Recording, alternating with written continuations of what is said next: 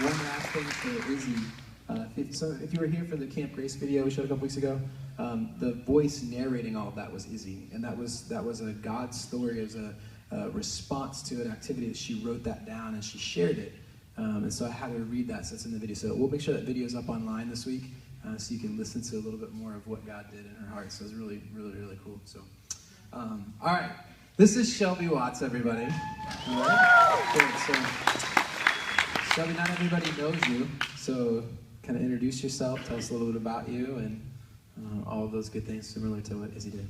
My name's Shelby. I'm 15 years old. I go to CCS, Cumberland Christian School. I have 5 sisters and 2 brothers, and I live with my mom and dad. And so that's the basics, right? So we're set up there. So tell us a little bit about your journey.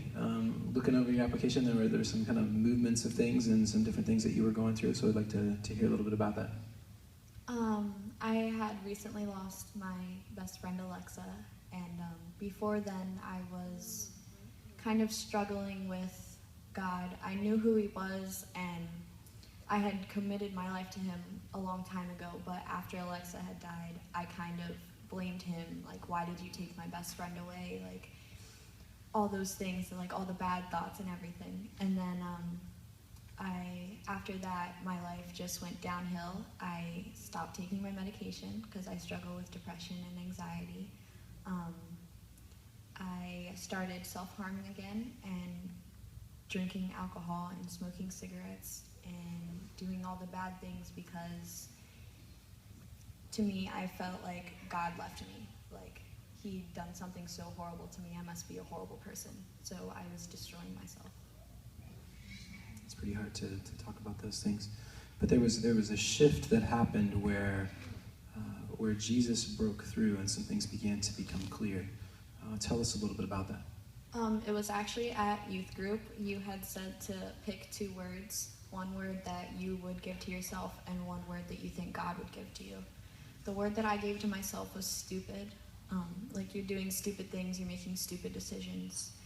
And I had prayed for the first time in a really long time, and I had asked God to just give me a word, something like a sign that would like let me know that he still cares about me. And his word for me was change.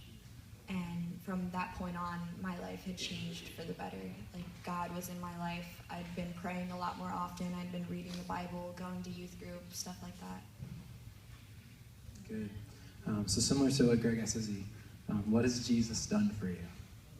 He died for me, and that is the biggest thing anyone has ever done for me, because to know that someone thought of me and said, I'm going to take away her sins, it's the most amazing feeling in the world.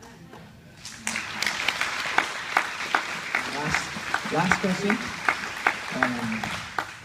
Why do you want to be baptized today? I want to be baptized because before this, you could ask any of my friends, oh, is Shelby a Christian? And they would have said no. And I want everyone to know now that I'm a Christian and I'm giving my life to God.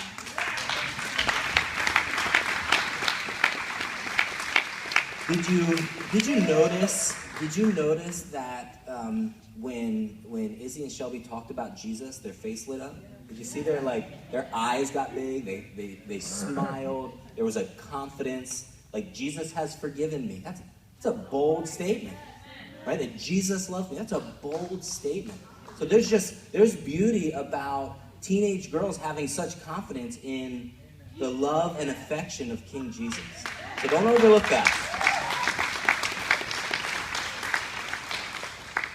So what we want to do before we get into the water